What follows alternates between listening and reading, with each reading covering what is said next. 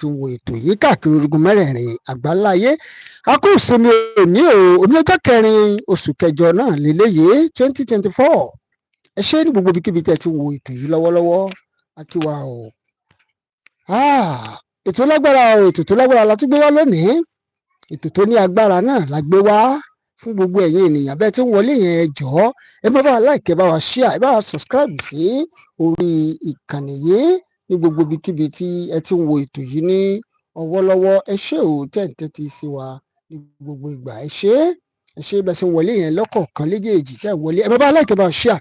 Torí pé nǹkan tá a gbọ́ lónìí tó jẹ́ nǹkan tó ní agbára ẹ̀ mọ̀ pé tèmi bá ti rí nǹkan tó múnú mi dùn bá ara mi àmọ́ ìyá gágá náà nítorí wípé àwọn nǹkan tá à ń sọ tẹ́lẹ̀ látọjọ́ pípẹ́ tá à ń sọ tá à ń kì í tá à ń sà á tọ́pọ̀lọpọ̀ ń sọ pé àwọn ọ̀bẹ tó kú òun náà ní nǹkan tá a ti wá gbé wá báyìí o. Ẹ rántí pé níbi nǹkan bíi ọjọ́ mélòó kan sẹ́yìn ó ti lọ bíi 6 days now a gbé ètò kan wá lórí ìkànnì yìí náà ni tí bàbá yìí Dele Farotimi tó sọ nǹkan kan eléyìí tí bàbá tó wá sọ báyìí ó tún wá ní agbára ju tọjọ́ yẹn lọ o. Ó tún ní agbára fún àǹfààní ẹ̀yin tẹ́pẹ̀ ń gbé wa káàkiri mẹ́rin àgbáńlá ayé.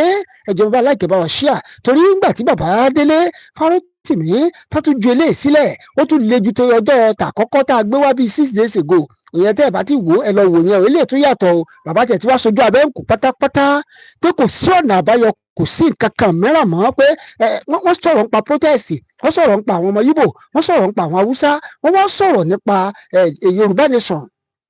Bàbá sọ wípé kò sí nǹkan kan tó lè dá nǹkan kan yìí dúró mọ́ torí wípé ilé tí tó lọ náà nìyẹn ni bàbá náà ṣe ń sọ̀rọ̀ o pé bàbá tẹ̀ ń sọ wípé pé tá a bá ní ká máa sọ lọ ká sọ́bọ̀ lórí ọ̀rọ̀ Nàìjíríà pé tá a bá ju ọ̀bẹ sókè ní ìgbàgbà ibi pẹlẹbẹ náà ló máa fi lélẹ̀ ni. Ìyẹn ló jẹ́ pé ẹ ti mọ̀ wípé tí n bá ti rí àwọn nǹkan tó lágbára tó mú progress wá àbí nǹkan tó yẹ ká máa gbọ́ ìdí nìyẹn tèmi tètè mọ́ mú wá fẹ̀yìn èèyàn wa wípé ẹ̀yin èèyàn wa ẹ gbọ́dọ̀ gbọ́ nǹkan yìí bó ti ń ṣẹlẹ̀ lọ́wọ́lọ́wọ́ òun náà la máa ń gbé wá fẹ̀yìn èèyàn wa. Mo kí wa ẹ kú ìsinmi òní bẹ́ẹ̀ tí ń wọlé yẹn ẹ má bá like, bàbá wa share torí nǹkan tá a gbọ́ lónìí pọ̀. Ilé kún fọ́fọ́ o, ilé kún fọ́fọ́ ọ̀rọ̀ ni ilé kún fọ́fọ́ lónìí torí pé nǹkan tá a sọ lónìí nǹkan tó máa ṣe wá láǹfààní lórílẹ̀‐èdè Yorùbá ẹ jọ̀ọ́ gbogbo ẹ ṣe ń wọlé yẹn ẹ má bá táàgì àwọn tó yẹ kẹ́ ẹ táàgì káàkiri torí lórí ètò yìí gbogbo àwọn tó ń wò wá náà káàkiri àgbáńlá ayé wọ́n ti mọ̀ bá ṣe ń ṣe é wípé ní gbogbo ìgbà báyìí tá a bá ti rí nǹkan tó jẹ̀ níhù tó jójúlówó o làwọn ọmọ mú wá. Bẹ́ẹ̀ ni àwọn kí ń hèrà tí ò lọ́mọ nú ẹ ṣe bẹ́ẹ̀ ṣe ń wọlé tẹ̀ ń darapọ̀ yẹn ẹ kàn máa fi sí comment section ní pé tó ẹ ń gbọ́ wa kétékété ẹ ṣe mo rí yín bẹ́ẹ̀ tí ń darapọ̀ mọ́ wa ẹ má bá wa like ẹ̀ náà ní ìgbà wà lákòókò rárá. Ẹ já kọ́kọ́ gbọ́ nǹkan tí bàbá Dele sọ náà torí ilé kún fọ́fọ́ lónìí á farabalẹ̀ òní ọjọ́ ìsinmi lónìí o. Ẹ̀fà àti ètò yìí yóò ní agbára láti ìbẹ̀rẹ̀ dópin òní ètò yìí ti gùn tó dẹ̀ ní arinrin tó dẹ̀ ní agbára tó dẹ̀ ń ṣe wá láǹfààní torí pé bá a ṣe ń ṣètò yẹn náà mo máa ń sọ fún yín pé bá a ṣe ń ṣètò yẹn náà àwọn kò dùn bá a ṣe ń ṣe yẹn náà ọ̀pọ̀lọpọ̀ sì ń wò pé eré là ń ṣe àwàdà là ń ṣe bá a ṣe ń ṣe yẹn náà ọ̀pọ̀lọpọ̀ àmọ̀ wò pé tí kò yẹ kẹ́ ti mẹ́nu kò lórí ọ̀rọ̀ yìí nínú làwọn ọ̀jọ̀gbọ́n ń dá sí yìí àwọn ọ̀jọ̀gbọ́n náà ń sọ ń pẹ́ a sì wá mẹ́nu kò lórí ẹ̀ nígbà táwọn ọ̀jọ̀gbọ́n náà ti ń dá sí sí pé Nàìjíríà ẹ gbàgbé bàbá tiẹ̀ sọ pé mọ́tò tó ti lọ ni kẹ́lìkan yé ṣẹ́wọ́ sí ọ̀rọ̀ Nàìjíríà mọ́. Ó yá ẹja kọ́kọ́ gbọ́ nǹkan tí ọ̀bà sọ tẹ́ bá ti gbọ́ mi kétékété ẹ sọ tẹ́ ń gbọ́ mi kétékété mo fẹ́ kẹ́ ẹ farabalẹ̀ náà ní kẹ́yìn yẹn wa kẹ́ ẹ gbọ́ bó ti ń lọ. Ẹ ṣé o ẹ ṣé mo rí yín ẹ ṣé ó yá ẹja kọ́kọ́ gbọ́ nǹkan tí bàbá Dele sọ náà ká tó ọmọ yànnà náà lẹ́yọ kọ̀ọ̀kan. Long time ago, when Nigeria had not become the evil forest that it is today, it was just in his infancy at that time. The Igbo man learned that the government has nothing for him. So he learned to survive on his own. You will rarely ever find an Igbo man applying to the civil service or looking for salary job. So the average one, even the ones I went to university with, they will go and attach themselves to somebody in the market. They will learn a trade. So they learned to do without government. They learned to discount the government completely. Which means that the Igbo man is better equipped than any other Nigerian to cope with our current circumstances, where the government has become completely useless. The Igbo man was already prepared for the uselessness of the government. So now that he is prepared for it, And everybody else have now decided to stigmatize the Igbo man. I can't blame the Igbo man for turning around and saying, it's none of my business. Enjoy your government. He didn't enjoy anything from the government before. I'm not speaking to those ones. I'm speaking for the average man on the street who grew up believing that he has no portion in Nigeria. But the only thing that is happening now is that more victims are being recruited into the Nigerian mess. Now at least everybody is now suffering. Yorubas will say that it means that until suffering is democratized, it is not possible to end it. The suffering in Nigeria has now been democratized. Long ago, I predicted that the Nigerian revolution will start in northern Nigeria. The only reason I said so at the time is because the North had always been the reason we could not find common purpose to fight the evil. But now that the person in power in the presidency is not a northerner and is at best a nominal Muslim, and the suffering has now been fully democratized, the northern street, I'm not talking about the northern elite, the northern street has no interest in forbearing and continuing to suffer. Why is it that all of a sudden everything that they tolerated during the years of Muhammadu Buhari is no longer tolerable? Have you considered that? Look, I don't know how long it's going to take, but if this mess continues, the problem that will consume this government will start in northern Nigeria. This system is not sustainable. Social media makes it very difficult for the government to control the narrative. So when you look at the Nigerian press, do not expect the Nigerian press to be any different from other strata of the Nigerian society. Some of us will say that there is nobody who will not take advantage of the foolish.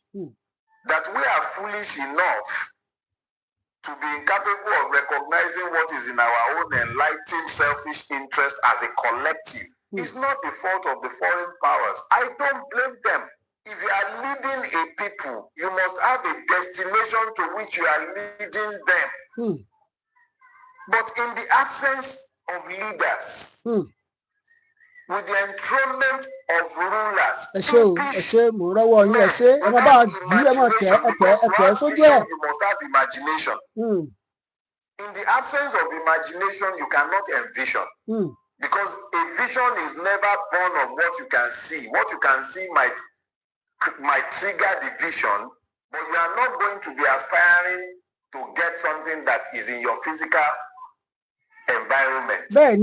If you are looking to build a revolutionary or a visionary train system in Nigeria, you will not be building the kind of train that we have built that take 2 hours, 40 minutes to get to Ibadan. You wouldn't do that. You will be thinking of something that would take 40 minutes from Lagos to Ibadan. So you are thinking of a bullet train or something better. But you are building something that had existed since the 50s. Even in the 50s, they were building trains faster than what we are building now and plunging the country into national debt. And we want to talk about their rail system in Lagos, where they built 7 kilometers or thereabout in 16 years. What is visionary about that? So it's not the foreign powers. I don't blame them. We can't wait on anybody to come and do it for us. What's their business with us? If we elect to be foolish, you can't put that on them. Our rulers are foolish. That the victims have demonstrated an incapacity to recognize common cause and come together as one. That's not their business. It's not their fault. The sheep could see and imagine how foolish Raimi was or is before collecting the yam that is in Raimi's hand. You understand that? It's not their fault. It is up to the oppressed to decide how to end the oppression. I have never been shy in pointing out the fact that, one, our current trajectories are unsustainable. We would have to turn around at some point. Two, the absence of a plan for the day after is what leads to chaos and it is what leads to anarchy. The difference between the revolution and anarchy is the plan for the day after. What do you want to do when the system ends? You'll find those who believe that our local fighting those they believe have lost out, conveniently forgetting that we've all lost out. After NSAS, in order to deflect attention away from the evil that was done under the watch of Jide Sanwo-Olu and Buhari, the first thing they said was that it was IPOB that came to bomb buses in Lagos. Wasn't that the mantra? Meanwhile, it was factions of NURTW that were fighting each other, that were burning buses. But the story was that it was IPOB. So if you now call people out, that's part of why Igboho is saying don't call us into it, because they knew and that they will be the ones scapegoated. So until such a time as when you've allowed other people to understand that this is not a Yoruba Igbo thing or a Hausa Fulani Yoruba Igbo Wahala, is a Nigeria. All of us are the Nigerians who are suffering in Nigeria. All of them are also Nigerians who are enjoying our suffering. Until we manage to get to the point where all those tribal differences that are being played up, religious differences, until it doesn't matter or has been minimized, you cannot call people to common action. I have zero problem with failing, but let history not say I didn't try. You understand? Let history not record that I did not try. Nigeria itself might not be worth saving, but the victims are worth saving. If you're going to break Nigeria up, if you do not find a way to unite it first behind that purpose of breaking it up, they would have to fight to break it up. To allow the people the right to self-determination, and let the people then decide whether they want to stay together as one or whether they want to go their separate ways.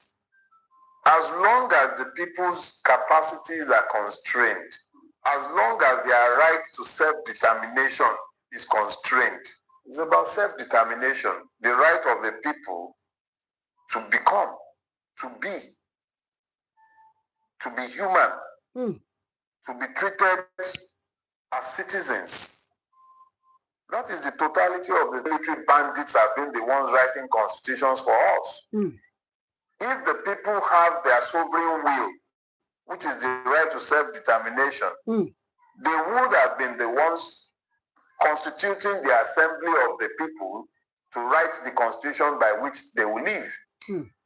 But other people have written our constitutions for us. It's not by accident that you can't even have an accurate population census. That is because the Nigerian is not a citizen, he's a victim. Some of us who are victimized by Nigeria are aware of our victimhood. Others are blissfully unaware, and they call themselves citizens, and they parrot whatever they are told without critically examining the truthfulness of what they have been told. Now, Tinubu has taken one lane and turned it into a bus lane that is specifically only for buses that belong to private individuals, even though they are branded government buses. IBB built Third Mainland Bridge. It was a military dictator. Fourth Mainland Bridge that Tinubu has been building by propaganda for over 20 years now. Have you seen it? Things are growing progressively worse because we are moving further and further away from the truth. The less visible it becomes. I won't lie to you. Nigeria has defied, or one thing that is clear to me is that this system can be sustained. That's a lie. It cannot be sustained. Something has to give at some point. It's either we are going to find the will to change it peacefully. But if anybody is telling you that this can be sustained, the person is a fool. ọ̀rọ̀ ńlá ọ̀rọ̀ ńlá ẹ ti mọ̀ wípé lórí ìkànnì ICTV ojú abẹ báyìí làwa máa ń sọ ní kò gbìgbìgbìgbìgbì pé tó bá ti ń ṣẹlẹ̀ báyìí náà la máa ń sọ ojú abẹ ní kò ẹ̀yin náà dẹ̀ mọ̀ wípé kì í ṣeré o kì í ṣàwàdà rárá kì í ṣeré kì í ṣàwàdà rárá. ẹgbẹ́ nǹkan tí bàbá yìí sọ, bàbá Délé Farotimi, ṣe rí pé ó tún yàtọ̀ sílẹ̀ tí bàbá sọ lọ́jọ́ òní. ṣe rí pé ó yàtọ̀ gédé sílẹ̀ tí bàbá sọ o. torí bàbá sọ̀rọ̀, bàbá ní ẹni tó bá sọ pé Nàìjíríà sì máa dáa, wọ́n ní onítọ̀hún pé iṣẹ́ fúù. bàbá ní ẹni tó bá sọ wípé nǹkan gidi yóò jáde láti Násárẹ́tì orílẹ̀-èdè yìí wá, bàbá ní is a fool. bàbá ní ẹni tó bá sọ wípé àní wípé kíkálukú mọ̀ lọ kíkálukú kan wá ká sì mọ pariwo wọ́n Nàìjíríà nígbà tí wọ́n bí fọ́nrán yẹn gùn ó pọ̀ ó lé ní 1 hour. mo kàn ní sáré mú àwọn búlẹ̀tì náà ni tó wọ́n pọ̀ tàbá ní ká máa sá wá gbogbo ẹ̀ náà yóò gbà wá lákòókò nítorí ètò yìí kún fọ́fọ́ lónìí ẹ̀ tún gbọ́ nǹkan kan lẹ́nu àwọn asòfin orílẹ̀-èdè yìí eléyà àti ẹ̀ tí ì gbé wárí rárá. ọ̀rọ̀ tó ṣẹlẹ̀ ní ká tó kó gbá wọlé ní ọ̀sẹ̀ tó kọjá ó la asòfin yìí sọ̀rọ̀ pé báwọn ṣe ń lọ fún recession tipátipá tí ò nítumọ̀ tí ò mọ́pọlọ dání yìí, recession àwọn akúrí, recession àwọn arìndìn táwọn fẹ́ lọ yìí torí pé aráàlú ń béèrè fún ẹ̀tọ́ titi wọn, aráàlú ń béèrè fún ẹ̀tọ́ tiwọn táwọn ní àwọn ń lọ rìsẹ́ẹ̀sì tọ́pọ̀lọpọ̀ ń lọ pé àwọn ń lọ Amẹ́ríkà, àwọn ń lọ London, àwọn ń lọ UK, tí Akpabio sì sọ wípé nígbà táwọn èèyàn bá ń protest lọ́wọ́ àwọn ò máa jẹ ń tàwọn, àwọn ò máa jẹ súyà, àwọn ò máa jẹ iṣẹ́wu, àwọn ò máa jẹ ofe sálá, àwọn ò máa jẹ white soup, àwọn ò máa jẹ banga àbí afan soup. bí Akpabio ṣe sọ pé tẹ́ bá ti ń fa wàhálà lọ́wọ́ tí wọ́n táwọn ọlọ́pàá náà sì ń ju tíágà sáwọn èèyàn tó ń jù sí wọn stadium l'Àbújá, tó ń jù sí wọn Port Harcourt, tó ń jù sí wọn lẹ́dó, tó ń jù sí wọn ní Ọjọ́ta, àwọn máa jẹ súyà afan soup, àwọn máa mu wáìnì ní tàwọn ni o pé kò ka àwọn káwọn sátìmọ̀ gbádùn ní tàwọn àwọn ìlú bámúbámú moyó èmi ò mọ̀ pé bí ń pọmọ ẹnì kankan. ó ní bàbá Délé Farotimi wá ń sọ wípé ẹ gbàgbé ń pa ẹ̀. nígbà tí bàbá ẹ̀ léèrè débì kan bàbá ẹ̀ ní èmi ò tiẹ̀ bàbá ní mi ò lè dáhùn sí pé we already know the solution but àfẹ́ ṣe é. bàbá wa sọ wípé ní ti tàwọn o pé àwọn ò mọ sọ ti tàwọn wípé sódà generation tó ń bọ̀ wá lè sọ wípé àwọn náà try ní ti tàwọn ẹgbọ́n nǹkan tí bàbá yẹn sọ ẹjọ́ èyí tẹ̀sẹ̀ ń darapọ̀ mú kí yẹn káàbọ̀ ẹ lè kọ́kọ́ bá ẹ lè wá ìní ẹ̀sẹ̀ yìí díẹ̀ kẹ gbọ́n nǹkan tí bàbá yẹn sọ ẹ ṣe mò ń rọ́wọ́ yín ẹ ṣe ọ̀kẹ́ owó ta wò ẹ ṣe. kò sí ọ̀nà àbáyọ kankan ó dẹ̀ ti ń yé kálukú náà báyìí pé Yorùbá Nation yìí náà ni. Sunday Igboho sọ ń jọ sí gbogbo àwọn èèyàn nígbà táwa mú wá tí gbogbo wa mú wá táwọn mú wá làwọn èèyàn sọ pé ó fẹ́ dà láfíà orílẹ̀-èdè rú ni ó fẹ́ dà láfíà orílẹ̀-èdè rú ni nígbà tí ọ̀rọ̀ protest fẹ́ bẹ̀rẹ̀. ṣé rí nǹkan tó bá ti jẹ́ ẹni Ọlọ́run bá ti dá ẹni Ọlọ́run bá yàn ẹ̀pẹ́ Sunday Igboho máa ń sọ mu ní Ọlọ́run dá Ọlọ́run yàn òòṣà ní Sunday Igboho fúnra lára ẹ̀ òòṣà. bàbá sọ pé àwọn ò protest àwa náà dẹ̀ gbé wá à ń pariwo ẹ̀ pé tó ẹ̀yin èèyàn ẹ mọ̀ pariwo Sunday Igboho ń protest ground lánàá àwa náà wà lọ́jọ́ ta tá a kọ́ ẹ̀yin tẹ́ ẹ̀ bá wo fọ́nrán yẹn lọ wò ó àwọn èèyàn ò jáde tó túmọ̀ sí pé ìyà ti bá àwọn èèyàn lára mu àfi kí gbogbo aṣọ pa à ń lọ náà ni àwa náà wà ẹ lọ wo fọ́nrán yẹn tá a rìkọ́ọ̀dù lánàá nígbà tá a wà lọ́jọ́ ta náà kẹ́ ẹ wo nǹkan tó ṣẹlẹ̀ ńbẹ̀ lánàá àwa náà wà ńbẹ̀ àwọn èèyàn jáde ẹni bá ń sọ fún mi pé àwọn èèyàn tí wọ́n ti ẹ̀yẹ̀ jáde lẹ́kọ̀ọ́ fún protest is a lie. I'm telling you is a lie. àwọn èèyàn jáde ṣùgbọ́n mi ò ní ṣe àbùmọ́ ọlọ́pàá tó wà ńbẹ̀ ní àná àti àwọn civil defence àti RRS ní àwọn mobile police àti àwọn army àwọn kan wà lórí bíríìjì yẹn àwọn kan wà ní ká tó dé láwọn ti kọjá ọjọ́ta bus stop yẹn àwọn kan wà àwọn ọlọ́pàá tó wà ńbẹ̀ at least police vehicle tó wà ńbẹ̀ yẹn bí ìfẹ́ ṣe àbùmọ́ wọ́n lé ní 50 and ọlọ́pàá tó wà ńbẹ̀ yìí lónìí nìkan they are over close to 5,000. mélòó gan wa lè gbogbo àwọn tó wà ní tán protest gbogbo àtàwọn ńbẹ̀ yẹn lánàá bóyá la fi wọ 3,000 lọ́jọ́ ta yẹn ní gbogbo Lagos State bó ṣe tó yẹn. ó ń fi hàn pé ìyà ti báwọn ẹ ṣe é bàmí ẹ káàbọ̀ Koiki Media ẹ ṣe tó fi hàn pé ìyà ti mú àwọn èèyàn lómi ẹ ṣe ìyà ó ti mú wọn lómi. à ń kí à ń sá látọjọ́ ọ̀pọ̀lọpọ̀ ń sọ pé àwọn òmẹ́ni tó kú ó dẹ̀ láṣẹ ní pé protest àwa náà ó débi àbá àwọn rìkọ́ọ̀dù ẹ̀ ká gbé wá fẹ̀yìn èèyàn ká lè bá àrísà àti òkodoro nínú interview tá a ṣe fáwọn èèyàn ẹ máa rí àwọn kan bàbá kan tó jókòó kalẹ̀ ẹ máa rí bàbá yẹn lọ wo fọ́nrán yẹn tá a gbé wá lánàá ẹlẹ́ẹ̀kejì fídíò ẹlẹ́ẹ̀kejì yẹn bàbá yẹn jókòó kalẹ̀ nígbà tí wọ́n ra mineral àti gálà fún bàbá yẹn dẹ̀ bù sẹ́kún oníjọ́ lòun ti jẹ́ last ó lọ́mọ ń bẹ ń lé ìyàwó ń bẹ ẹ lọ wo fọ́nrán yẹn dáadáa ẹ rí wò dáadáa ẹ lọ wò ó oníjọ́ wo lòun ti jẹ́ last màmá kan náà wà tó ru mineral sórí ẹ rí gbọ́n kan lọ́mọ yẹn sọ graduate nìyá yẹn graduate ọmọ kan náà wà lájà ní tẹ́ bá gbọ́ nǹkan tó náà sọ gbogbo ẹ̀ la kọ́fà lánàá èyí tẹ́ bá wo fọ́nrán tá a lọ ṣe lọ́jọ́ ta lánàá ẹ lọ wò ó ìyà ń jẹ àwọn èèyàn ò dẹ̀ jáde orí Fẹlá suffering and smiling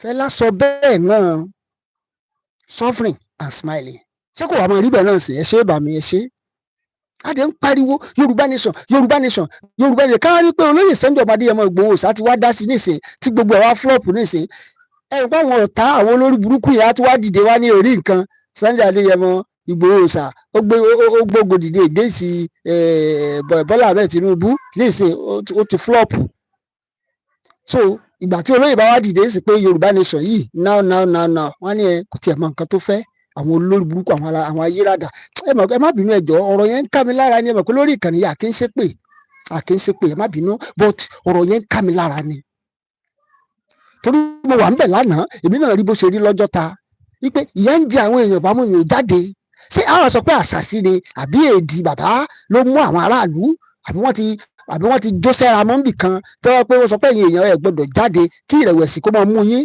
kí kọ́kàn yín máa pòrúurú kí ẹgbọ́n gbà tí bàbá ga tó sọ̀rọ̀ lónìí wò mẹ́nu bà kankan tó lè tún ayé àwọn èèyàn ṣe ẹ lọ wo fọ́nrán ọ̀rọ̀ tí bàbá sọ lónìí kò sí nǹkan yọ kan nínú ọ̀rọ̀ tí bàbá yẹn sọ pé kíní kan full of statistics everybody a country Awólọ́wọ̀ ọmọ ibi tí bàtà ti ń ta ìran Yorùbá ẹni tí Awólọ́wọ̀ fi yàtọ̀ nìyẹn ṣé jàre bá mi àti ready when we are ready wàláì tá a bá ready tán kò sí tọba ti joyè ló máa dìde táwọn máa pariwo Sunday Igboho tọ̀sán tòru bí protest ṣe lọ lọ́wọ́ àwọn kan tó ń ṣèsọjí àwọn pásítọ̀ kan tó ń gbé sọjí kalẹ̀ ẹ kàn ń fi ṣọ́ọ̀ṣì fi kó wọn lómi ọbẹ̀ ni torí pé kì í ṣe àdúrà ló bá sọ́ọ̀fù pọ́blẹ́mù wọn àwọn orílẹ̀-èdè tí ò kí ń gbàdúrà gan ayé wọn nítumọ̀ ju Nàìjíríà lọ UK tó mú ẹ̀sìn gan wá sí Nàìjíríà gan ṣé báwọn ṣe ń ṣe là ń ṣe Nàìjíríà yìí ẹ bá jẹ́ sọ̀rọ̀ jù ẹ tún gbọ́ ẹ jọ ẹyin tẹ́ bá pé ẹ fẹ́ kí n tún play ti bàbá Farotimi yẹn lẹ́ẹ̀kan sí ẹ tẹ́ bá jẹ́ n play rẹ̀ náà torí àkókò wa ẹ wá gbọ́ nǹkan tásòfin yìí sọ kó tó di pé wọ́n lọ fún rísẹ́ẹ̀sì tó ọ̀rọ̀ balẹ̀ ta ṣàràṣàrà ni asòfin yìí sọ òun náà làǹbàṣì àwọn èèyàn ó làǹbàṣì àwọn asòfin ó dẹ̀ bú sẹ́kún ó ní ẹ̀rí máa jẹ́ mi sórí.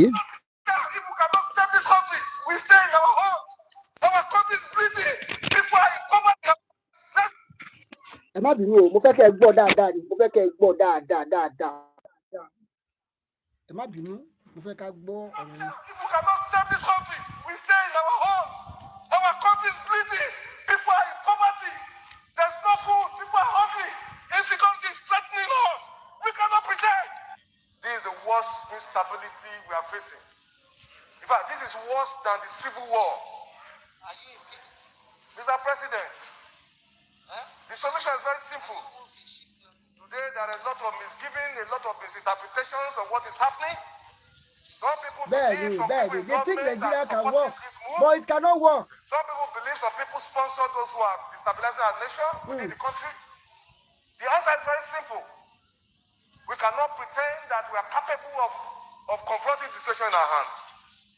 America, as powerful as they are, when the pandemic came, got to a point that China had to claim they came to their rescue. We shouldn't pretend that we needed foreign support now. Let nobody deceive us, Mr. President. A lot of billions of naira have been voted for security services. Nothing is coming out of it. We wouldn't wait until our nation gets funds. Let us shout and call for foreign support. I am a APC man and I've been supporting my party. But the president should get to know that it has gotten to a point that we who are supporters, who are members of the APC, are they listening? The president must rise to the occasion. Yoruba say we you not see the truth and you are afraid to say it because you die. We must open, Mr. President. The nation is on fire. The president must rise to the occasion. It costs us nothing to get foreign As members of the APC, we can no longer keep quiet. The president must rise to the occasion. You not say you not see the truth and you are afraid to say it because you die. We must open, Mr. President. The nation is on fire. The president must rise to the occasion. It costs us nothing to get foreign support. We must rise to the occasion. We must bring in people to save this country, or else we will consume. Every one of us will have a chapter for history. Whenever the history of this period, whatever is our position, we have a chapter. We cannot keep quiet any longer. It has gotten to a point that we cannot sleep with our two eyes closed. We are not free. Our children are not free. The president must rise to the occasion. There's no nation that is so powerful that doesn't need support of other nations. Individuals cannot say you will leave the world without any other person with you. So we must rise. The situation is our security system has collapsed. It has failed. And because it has failed, we need to look for foreign support. It costs Nigeria nothing. Forget the ego, forget the superiority of Nigeria in African nations. Today, we are facing serious problems. If our nation is to survive this period, I'm not in doubt that the security architecture we have today cannot cope with what we are facing. Every part of this country is threatened. From the north to the south, nobody is safe. Nobody can travel 50 kilometers in our nation. I feel like shedding tears for a country that we grew up, where nobody harass you when you travel from Lagos to Maiduguri. I done it in time past. Today, I cannot travel from here to Kaduna to Niger State where I was born. The president must know that this is a bad time for our nation. We must look for foreign support to save this nation. This is my position, Mr. President. We must rise to it. They are killing people in the east, in the west, in the south, in the north. We should shut down the National Assembly. Let's shut down. If we cannot save this country, we stay in our homes. Our country is bleeding. People are in poverty. There's no food. People are hungry. Insecurity is threatening us. We cannot pretend. It's better we're not here. Then we're not seeing that here. People are dying. Every day the girls are dying. We must rise to the occasion. And submit, Mr. President.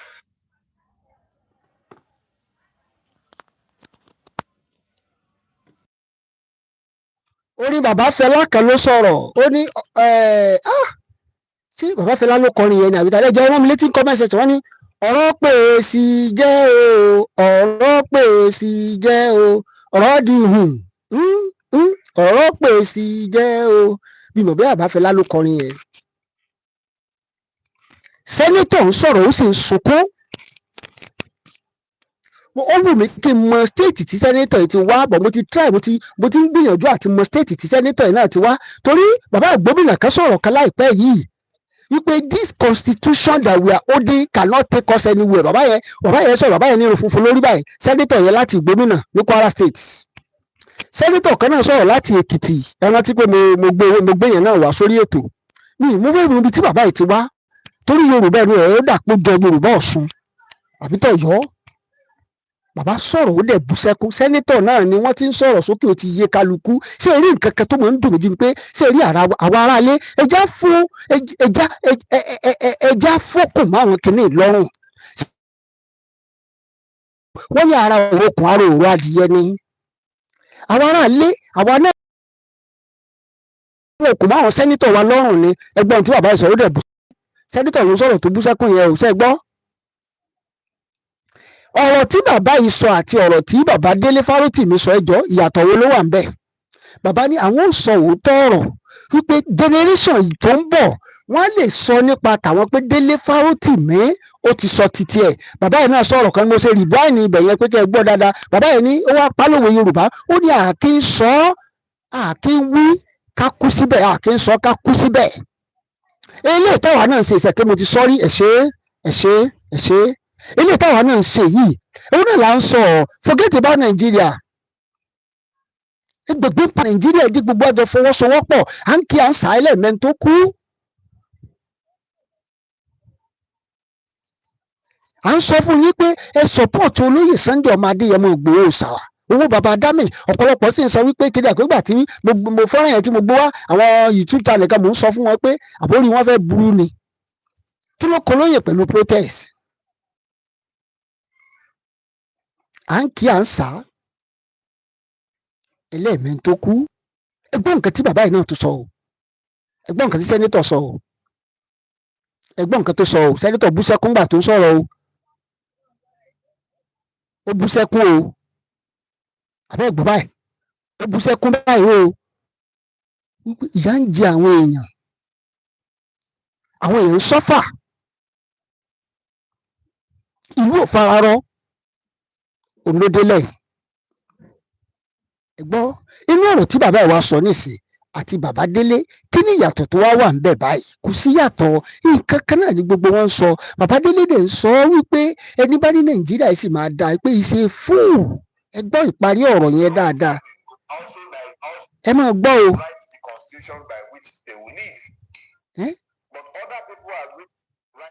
Fẹ́ kẹ́ gbọ́. IBB Kẹ́ gbọ́ dáadáa. built Third Mainland Bridge. He was a military dictator. Fourth Mainland Bridge that Tinubu has been building by propaganda for over 20 years now. Have you seen it? Things are going progressively worse because we are moving further and further away from the truth. The less visible it becomes. I won't lie to you. Nigeria has defied, or one thing that is clear to me is that this system can be sustained. That's a lie. It cannot be sustained. Something has to give at some point. Is either we are going to find the will to change it peacefully. But if anybody is telling you that this can be sustained, the person is a fool. Ẹ jọ̀ọ́, ṣé ẹ gbọ́ ń ṣe àbẹ́ ẹ gbọ́? Torí ẹ mọ̀ pé lórí ìkànnì ICTV ẹ̀rí máa jẹ́ mi ìṣó náà ni.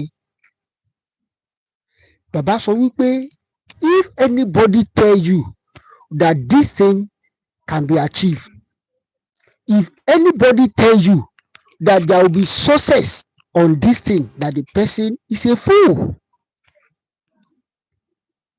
À ń kì í, à ń sá wọn láwọn ọmọ ẹni tó kú. Ìbàrẹ̀ ọba mi olóyè Sunday ọmọ Adéyẹmọ Ìgbòho ọ̀sà owó baba dámì ẹkọ ọkọ Fúlàní olú ọmọ fún gbogbo Yorùbá láǹdì. Ẹni abẹ̀bẹ̀bẹ̀bẹ̀ pé kó wá joyè tó ní kí ló fẹ́ foyè ṣe. Mo kí yín bàbá. Ìtàn rere tẹ̀yìn náà ń kọ ní ìgbà tó bá yá. Ẹ sọ̀rọ̀ kan nígbà tẹ́ lọ sí ṣé Ìlọra àbí ibo ni bàbá ti sọ̀rọ̀ yẹn náà, àbí ìgbà tí wọ́n lọ sí Mẹ̀kọ bàbá sọ̀rọ̀ kan bẹ́ẹ̀ lọ́ra bàbá ti sọ̀rọ̀ yẹn. Bàbá nígbà táwọn náà bá dàgbà táwọn náà darúgbó káwọn ọmọ yẹn mọ̀ sọ pé Sunday Igboho bàbá yẹn bàbá ẹ dẹ̀ dàgbà ẹ pẹ́ bí pẹpẹ ṣe pẹ́ ẹ pẹ́ bàbá ẹ pẹ́ láyé ẹ rí ọmọ yín. Ìwé mímọ́ jẹ́ yé wa wípé wọ́n ní Mósè sì dàgbà wọ́n ní ojú rẹ̀ ò sì ṣe báyìí. Bẹ́ẹ̀ ni wọ́n ní Mósè dàgbà ojú rẹ̀ ò sì ṣe báyìí. Ẹ pẹ́ láyé bàbá ẹ pẹ́ bí pẹpẹ ṣe pẹ́. Ìlú ò fararọ adẹ́ńkì àṣà ọ̀pọ̀lọpọ̀ láwọn ọmọ ẹni tó kú. Oníkálukú náà ti ń kọ ìtàn tí wọ́n báyìí wọ́n ń kọ́. Ọ̀kan ní sẹ́nitọ̀ yìí sọ, ọ̀kan bàbá Délé náà sọ pé tó à ń wí bẹ̀ ká kú bẹ́ẹ̀. Bàbá nígbà táwọn náà bá dàgbà kí wọ́n lè sọ nípa tàwọn wípé àwọn ti gbìyànjú nǹkan táwọn lè ṣe. Nigeria is over. Ẹ ṣé jàre. Nigeria is over. Ó ti tán. Nigeria is over. Long time ago. Over. We can't wait on anybody to come and do it for us. What's their business with us? If we elect to be foolish, you can't put that on them. Our rulers are foolish. That the victims have demonstrated an incapacity to recognize common cause and come together as one. That's not their business. It's not their fault. The sheep could see and imagine how foolish Raimi was or is before collecting the yam that is in Raimi's hand. You understand that? It's not their fault. It is up to the oppressed to decide how to end the oppression. I have never been shy in pointing out the fact that, one, our current trajectories are unsustainable. we would have to turn around at some point. 2, the absence of a plan for the day after is what leads to chaos, and it is what leads to anarchy. The difference between the revolution and anarchy is the plan for the day after. What do you want to do when the system ends? You'll find those who believe that our local fighting those they believe have lost out, conveniently forgetting that we've all lost out. After NSAS, in order to deflect attention, why is it that all of a sudden everything that they tolerated during the years of Muhammadu Buhari is no longer? Ẹgbọ́n nǹkan tí bàbá yẹn sọ ọ̀rọ̀ yẹn mo kí ni kí n máa mú belenja ìwà torí àwọn tí wọ́n ṣẹ̀ ń join wa along the line ẹ jọ ẹ gẹ̀ẹ́sẹ̀ join wa ẹ lọ wo ìbẹ̀rẹ̀ fídíò tá a fi bẹ̀rẹ̀ lónìí torí mo máa ń sọ wípé lórí ìkànnì yìí èrí máa jẹ́ mi ìṣó náà ni kí la fẹ́ gbà ń bẹ́ẹ̀ ṣe rí ètò táwa náà ń ṣe lọ́wọ́lọ́wọ́ yìí mò ń fẹ́ kó jẹ́ wípé ní ìwádìí fi hàn wá wípé in the next 600 years wọ́n ní wọ́n sì máa gbọ́ ètò wa ìwọ́n máa rí wò dáadáa in the next 600 years àwọn kan náà lè máa sọ ń pa tèmi náà pé iSeen TV ó gbìyànjú pọ̀ o lórí ọ̀rọ̀ Yorùbá Nation wọn náà gbìyànjú wọ́n lè máa sọ ń pa tiwa náà o làwa náà ṣe ń gbé wá bó bá sì ti ń gbóná tá a ti rí nǹkan kan tó mọ̀ sensitize àwọn èèyàn bẹ́ẹ̀ làwa náà ń gbé wá fẹ́yìn èèyàn bẹ́ẹ̀ náà làwa náà ń gbé wá bẹ́ẹ̀ là ń gbé wá fẹ́yìn èèyàn tá a bá ti rí nǹkan tó mọ̀ ṣe wá láǹfààní torí pé bá a ṣe ń ṣe yẹn là ń pè ní etí ọba ńlé etí ọba lóko èèyàn ní jẹ́ bẹ́ẹ̀ ọjọ́ wo ní ìta fẹ́ ṣètò nẹ́tíwọ́ọ̀kì kẹsàdédé sálọ ní gbárí ẹ̀ẹ́dẹ̀ rántí wípé bíi ọjọ́ mélòó kan síwájú ọjọ́ yẹn la ti sọ wípé intelligence report tó kàn án lọ́wọ́ ni pé wọ́n máa blọ́ọ̀kù nẹ́tíwọ́ọ̀kì o kò ní sáwọn nẹ́tíwọ́ọ̀kì ò ní ṣiṣẹ́ mọ́ ó wá ṣẹlẹ̀ àbí ò ṣẹlẹ̀ orílẹ̀-èdè kan náà nìyẹn o sórílẹ̀-èdè yẹn lẹ wá fẹ́ ká dúró sí sórílẹ̀-èdè yẹn lẹ fẹ́ ká dúró sí mo sọ fún wà lọ́jọ́ ta àwọn èèyàn jáde fún protest ẹni bá láwọn èèyàn jáde fún protest lẹ́kọ̀ọ́ irọ́ náà ń pa. To show that people like suffering and smiling. Suffer for war. Suffering and smiling. Fela is a legend. Fela is a prophet.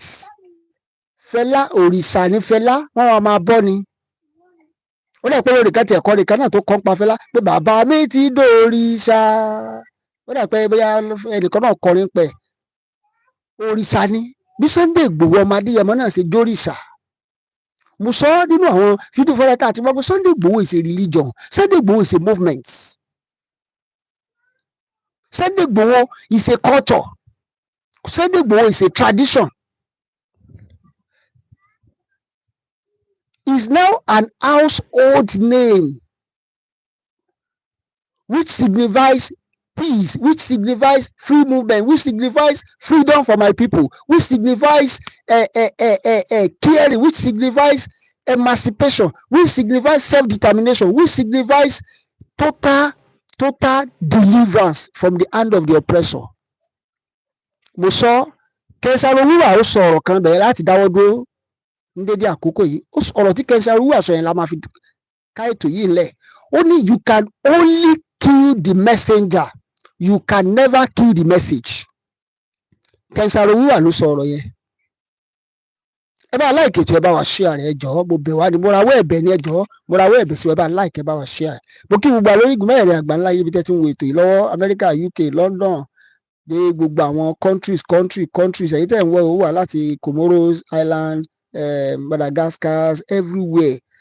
We really appreciate you. Ẹ ṣé o ẹ ṣé ẹ bá like ètò ẹ bá wa share ẹ bá subscribe sí orí ìkànnì yìí ẹ jọ̀ọ́ torí bẹ́ẹ̀ bá ṣe ń subscribe tẹ́ bá wá share rẹ̀ náà láti lè máa tẹ̀síwájú sí i bẹ́ẹ̀ náà ni àwọn yóò máa gbọ́ wa káàkiri ní kétékété káàkiri mẹ́rin àgbáńlá ayé ẹ jọ̀ọ́ fún gbogbo àǹfààní èyí tẹ́ ń wò wá lọ́wọ́lọ́wọ́ bàbá mi olóyè Sunday ọmọ Adéyẹmọ Ìgbòho sà wọ́n ń bọ̀ o ẹ bá pe nọ́mbà Mr. Ọláyọmí Kóìkí torí pé bàbá ń bọ̀ wọ́n fẹ́ ṣe get together kan ní UK yóò dẹ̀ ní arinrin àwọn náà ń gbìyànjú tó bá ṣe OIC àwọn náà fẹ́ wà ń bẹ̀ káwa náà wà ń bẹ̀ ká tún lè máa tẹ̀ ẹ́ sójú ẹ̀ káàkiri mẹ́rin àgbáyé kẹ́ ẹ máa wò wá pé iSeen in UK iSeen in London kẹ́ ẹ lè máa wo gbogbo ètò yìí káàkiri mẹ́rin àgbáńlá bàbá ń bọ̀ o wọ́n ti mú aṣọ ti wà ńlẹ̀. Mo ti sẹ́ndì mẹ́sẹ̀gì yẹn sórí community.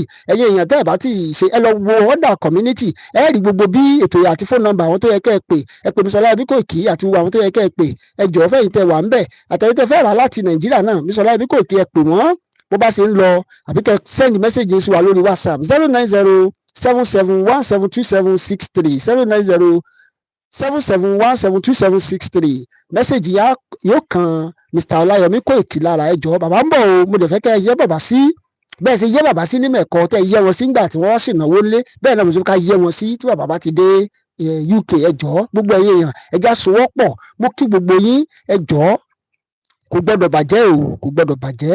Ẹ jẹ́ ká gbé bàbá lárugẹ. Bàbá ń bọ̀ wá sí UK, bàbá ń bọ̀ láti wá ṣe get together, láti wá bá wa sọ̀rọ̀, láti ilé ìjẹ gbogbo ọ̀dẹ̀ ṣe ń lọ ẹsẹ̀ òkú lórí ìkànnì ICTV àkíngbẹ̀yìn bẹ́ẹ̀ bó bá ti ń lọ live and direct náà lẹ́mọ̀ wò lórí ètò yìí. Live and direct náà ni live and direct. Bẹ́ẹ̀ ni ẹ jọ̀ọ́ mo kí gbogbo wa o, mo kí wa. ẹ jọ̀ọ́ ẹ bá darapọ̀ ẹ̀yin tẹ́ wà ní abroad yàrá diaspora, mo kí yín. Ẹ kò mi ò bu yín mọ́ o torí pé ẹ ti ń ṣe nǹkan tó ń dùn mọ́ mi nú. Yàrá diaspora ẹ jọ̀ọ́ ẹ bá support Bísọ́lá Ẹbíkòìkí àti world media ni àti gbogbo àwọn tó ń gbé ọ̀rọ̀ Yorùbá nation. ẹ jọ̀ọ́ ẹ bá support wọn sódà kí ètò yìí kó lè ṣeé ṣe tí bàbá bá ti dé. ẹ jẹ́ kí bàbá mọ̀ pé àwọn léèyàn yínníyínní kẹ́ni ó lè ṣe míì. Bẹ́ẹ̀ lọ̀rọ̀ tó wà ńlẹ̀ yìí. Mo kí gbogbo akú ìsinmi òní. Ẹ tún pàdé wa láago 9 lálẹ́. Ẹ ṣé o tẹ́ ń tẹ́tí sí wa ní gbogbo ìgbà.